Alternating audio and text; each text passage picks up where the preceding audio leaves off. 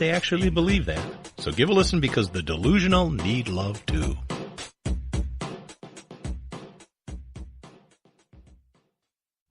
Are you looking for some way cool t-shirts? Check out ChugDug.com. They have hundreds of crazy fun t-shirts like gun, patriotic, and you better believe zombie shirts. At ChugDug.com, you'll find quality shirts at a quality price. All shirts start at just $10 with free shipping over $50. Mention Radio 1 coupon code at checkout and grab a cool 10% off. That's ChugDug.com. T-shirts with attitude. Hi, I'm Brian. And I'm Nate. If you like the At Odds show, And we know you do. why not order your very own At Odds t-shirt sizes small to 6XL in a cool black color? So support our show. Check out the great prices at chugdug.com or head over to our website, atoddshow.com, and click the link. And, unlike listening to our show, you won't be disappointed.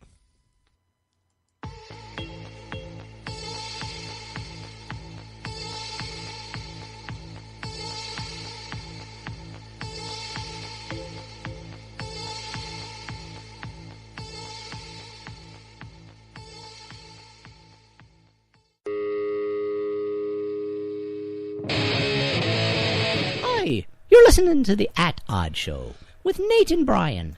And may you be in heaven a half an hour before the devil knows you're dead. Yeah, I hope so. So the question was something about Pig City or pork loin or something.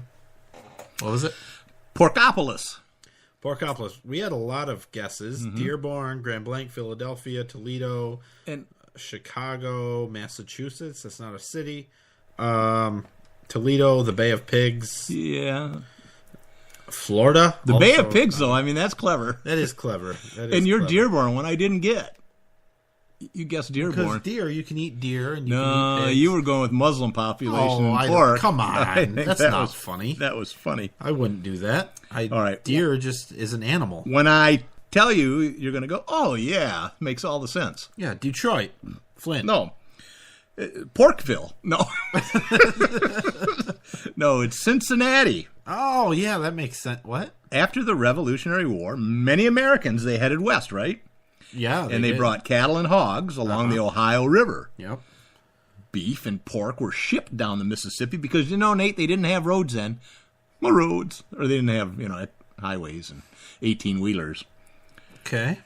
And so from Cincinnati to New Orleans as early as 1803. So this guy named Mills opened the first modern-day pork packing plant in Cincinnati, stuffing the meat in brine-filled barrels for preservation. Salt pork quickly became a U.S. food staple. Blah, blah, blah. Lots of salt, canals, Ohio, Mississippi River helped the city cement its place in hog production heaven. Cincinnati was the biggest city in the West by 1850 and quickly earned the name Porkopolis. Huh. Now, because of the byproducts from the pork, other industries, which is great, this is what capitalism does. They take byproducts and they make a product and then they grow. So because of the pork products, there were companies that would make soap and candles. And guess what company's headquarters is near Cincinnati? Soap and Candle Company. Procter & Gamble. Procter and Gamble. A Huh. small little company started there. Wow. And now they're big. They are big. They own everything. Well, not everything. Everything. They don't own me. They own you. You know what I mean? They own you. Somebody did guess Toledo. That was close. Close. That's in Ohio. Yep. So Cincinnati. Yeah, Cincinnati. So on this day in history during this Revolutionary War, 1779, the Louisiana governor and the Spanish military officer Bernardo de Galvez, with the side of American troops and militia volunteers, captured the British post and garrison at Baton Rouge, which was part of British-controlled West Florida. Well, they were pretty well defeated and on the verge of annihilation. The British had no choice but to surrender. They also got another fort, Fort Panmure, which ended British control of the Mississippi Valley, which helped immensely during the American Revolution because it opened up the Mississippi because, we talked about it earlier, superhighways of the olden days. And they could bring up supplies from the Gulf all the way up into Ohio. Huh. The political thing, you want to know about politics? Spain never officially signed on an alliance with the American revolutionaries because King Charles was hesitant about the precedent he might set by encouraging the population of other empires to overthrow their monarch because it might not look good. Little did he know that France's days were numbered. Should have signed on. And it wouldn't be long before it would be off with their heads. Huh. No, so what Spain did is they sided with France. France's war against Britain. And, of course, Spain got a lot of perks by helping us. They regained West Florida, and they got a lot of the lands that are around the Gulf of Mexico. Anyways, there you go. All right. Moving on. Just today, Trump came out with sanctions against North Korea. Oh, I thought we were done. Economic sanctions. Yeah, that's all. We just pass them. He's trying to use those means as opposed to blowing them out of the. Well, so increased sanctions against North Korea and some pretty direct suggestion to other countries. Yeah, he to wants stop. other countries to get on board. And China is. They now sent out notices to their banks that they're not allowed to deal with individual loans and things with Pyongyang. So Trump thought they would go after North Korea's textiles, fishing, IT, manufacturing, some of those areas. I don't think the IT industry is real big in North Korea. Well, it is right in that one little area. Just in Kim's house. Yeah. Let's see. Oh, he wants to decertify the nuclear weapons agreement with Iran, and he's trying to get the UN involved in that as well. He's renewed it a couple times already, but now he's saying we might not renew your certification. Well, he wants Congress to do right. That's the real story here. Everyone's like, oh, he's decertifying it. He wants Iran to have nukes. What he's actually doing, and he's done this with a couple other things, is he's saying this is something that needs to go through Congress. We can't sign treaties and all these other things. It needs to go through Congress. So that's at least what he's talking about doing. I don't know if it'll happen or not, but I like it. He did it with DACA. It's similar, where he said, I'm going to rescind it because it shouldn't be an executive order. Mm-hmm. But you know what? Congress has 60, 90 days, whatever, to do something about it. Yeah. If that's what the American people want, if that's what Congress wants, that's the path it should take. Right. And it should become law, not just something that somebody with a phone and a pen, little Obama there, that he did. Well, that brings up Pelosi when she was given a talk. And she was talking about a deal that she was working with the Republicans, and they were adding stuff together, and the protesters were demanding a clean bill. Yeah, they wanted the DREAM Act to stand on its own, that it was either an up or down vote, and we don't want any language regarding border security attached to it. What is happening to our world, by the way?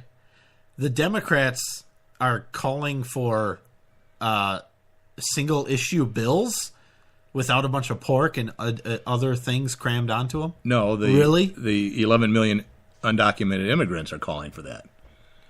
Well, Pelosi was willing to do adding the pork. I mean, the people. Yeah, but I think the people would love single-issue bills. I don't know. You think so? I don't know. All of them, even the liberals? I don't know. I don't know any liberals, so I can't ask them, but. They said, Democrats are not the resistance of Trump. We are. I don't know what that means. I don't know what that means either, but all right. Okay. You had something about the Emmys, which were recent? Yeah, it was the other day. I don't really care about it. There was just some irony. Stephen Colbert? And it's been covered everywhere, but I like to give a shout out to Stephen Colbert every chance I get. Yeah, he made us a lot of money. He did. So thank you, Stephen. You're an idiot, by the way. Yeah. He was the host. He's trying to be funny. He got up there, he was funny, and he said, unlike the presidency, Emmys go to the winner of the popular vote, in reference to Clinton winning the popular vote, but not the electoral votes. Right. So she did not become president. Mm-hmm. Turns out, if you look at it, what really happens is that people are nominated, and then there's a board that's put together that actually votes on who wins the Emmys. Well, it's exactly an electoral college. Yep, very much like that. There's a select few people, electorates, that get to actually vote on the winner. It's not popular vote. Oopsie. So it's whatever. It's funny. It's not important. The Emmys aren't important. Who cares? You know, the one thing I noticed with the one mic thing in the middle here is I can see you better, which is not good. Yeah. We make eye contact a lot. Yeah, I know. We're usually it's weird. covered by microphones in our faces, but now we can look each other in the eyes, and I realize how dreamy your eyes are. They are dreamy. Yeah. They are dreamy. Anytime I look at a mirror, I'm stuck there for 5 or 10 minutes. You and narcissist. Can we move on to something fun? I really want to... No, you don't want Supreme Court? No. Yeah, all right. Can't take That's a bullet? Fine. Oh, yeah. Let's talk about that. Utah Supreme Court. Let's talk about that. Where is it? There it is. Right under the Emmys. Right where it should be. It sounds like it's a good deal, but it does not. It's not. So it was a split ruling, so that doesn't matter, but that's good news. Utah Supreme Court sided with a group of Walmart workers who were fired. They were fired because they acted in self-defense when they were confronting a shoplifter who pulled a gun on them. This was in 2011, so there were six workers. And Walmart's policy was that you're supposed to not engage. De-escalate and don't engage. Right.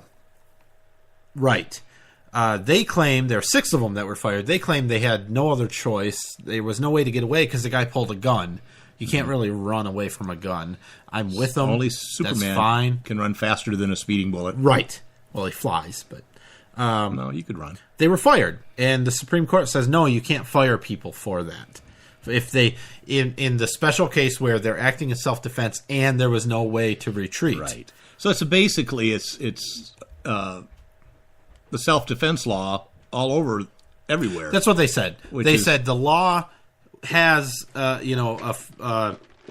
component that deals with self-defense, and this is so if you tightly can't get coupled, away, you can use this is deadly so tightly force or coupled whatever. with it that Walmart has to follow the law. The law trumps Walmart's policies. Everybody, especially in the gun community and things that, conservatives, Republicans, I see them, they're, yay, that's a big win for the worker. Yeah.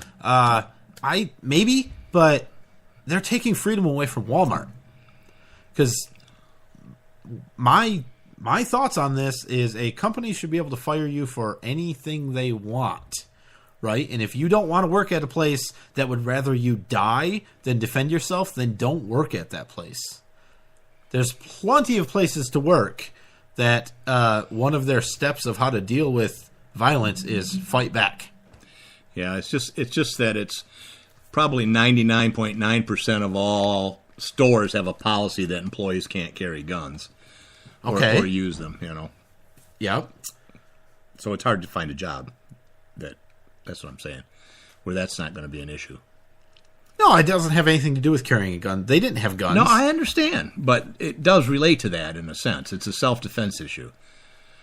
You can't defend yourself. I would be just as against it if the Supreme Court said Walmart must allow employees to carry guns. What I would agree with you is that, well, whatever. What, you were going to agree with me? That was rare. I wasn't going to agree with you. Okay. I was just going to say, if I was an employee, I would fight for my life and take the firing. Exactly. Yeah. Exactly. All right. And then sue the company. And then go to the Supreme Court. Supreme Court, and then win because the Supreme Court's a bunch of anti-corporation. Hey, fall's tomorrow. Yeah. It's supposed to be 90 degrees on Saturday ridiculous. in our neck of the woods. It's ridiculous. It was 95 today. Here in Italy. Or way too warm out. Way too warm. I don't like it. Police shoot a lot of deaf people.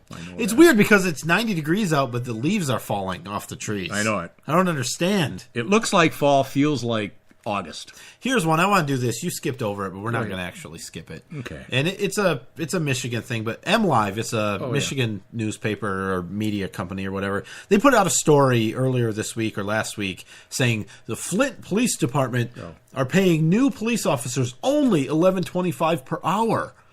Brian, did you know at $11.25 per hour that's less than a lot of janitors or people that do nails or bellhops or part-time waitresses, part-time Substitute teachers, they make less than 11, or they make more than $11.25. The Flint Police Department is only paying $11.25 an hour. Did you know that? Isn't that terrible? No, I didn't. Absolutely horrible. It is. Our police demand or deserve more.